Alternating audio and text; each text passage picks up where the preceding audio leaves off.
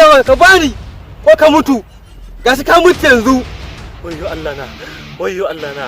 Wayyo na shiga uku na lalace. Wayyo Allah na. Wayyo.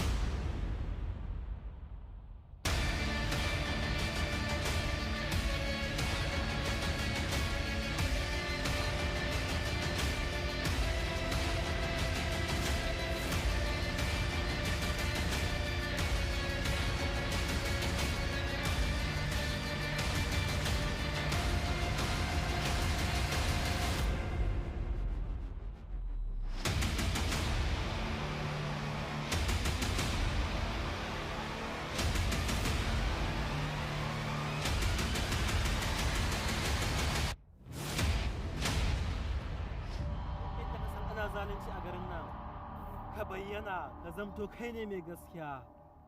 Wanda suka yi min wannan abin sun bibiye ne akan wani dutse wanda duniya da shi take.